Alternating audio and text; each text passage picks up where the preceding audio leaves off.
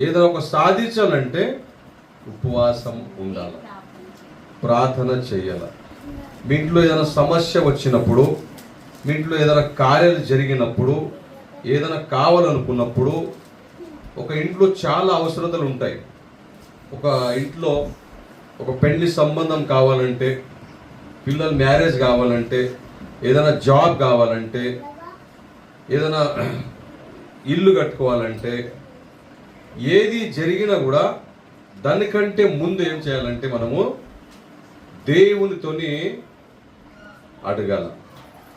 అడగాలంటే ఒక స్పెషల్గా ఉండాలంటే ఏం చేయాలంటే ఉపవాసం చాలా ఇంపార్టెంట్. ఉపవాసం అనేది కార్యాలు జరుగుతుంది. ఉపవాసం వలన దేవుని మనసు మా వైపు తిప్పబడుతుంది.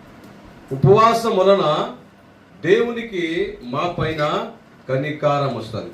ఉపవాసం వలన దేవుడు మాకు న్యాయము చేస్తాడు. అందుకే మీ ఇంట్లో కూడా ఏదైనా సమస్య వచ్చినప్పుడు చాలా మంది ఏం చేస్తామంటే పక్క వారిని వెళ్ళి చెప్తా ఉంటాం. మీ ఇంట్లో ఏదైనా గొడవ అయినప్పుడు పక్క వారిని చెప్తాం. మీ ఇంట్లో ఏదైనా సమస్య వచ్చినప్పుడు వేరే వాళ్ళని చెప్తూ ఉంటాం.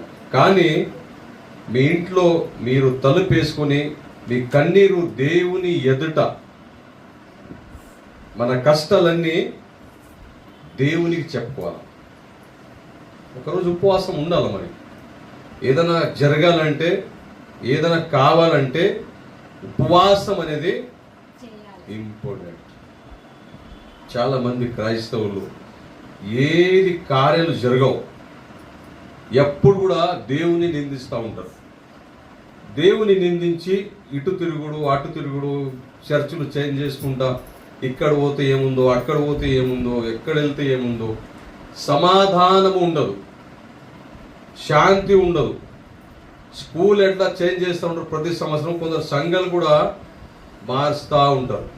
ఎందుకంటే ఎక్కడెళ్తే ఏమవుతుందో, ఎక్కడెళ్తే ఏమీ కాదు. ఫస్ట్ నీ మనసులో సమాధానము, శాంతి ఉండాలి.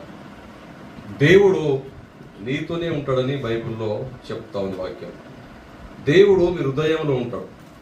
దేవుడు కార్యం చేసే దేవుడు, దేవుడు చూసే దేవుడు. దేవుడు నీ కష్టంలో ఉన్నప్పుడు చూసి దేవుడు సహించుకోలేని దేవుడు. అందుకే అడుగుడి ఇవ్వబడును అని బైబిల్లో వాక్యం మనం చూస్తూ ఉన్నాం. ఇంకొక వచనం ఇక్కడ చూస్తే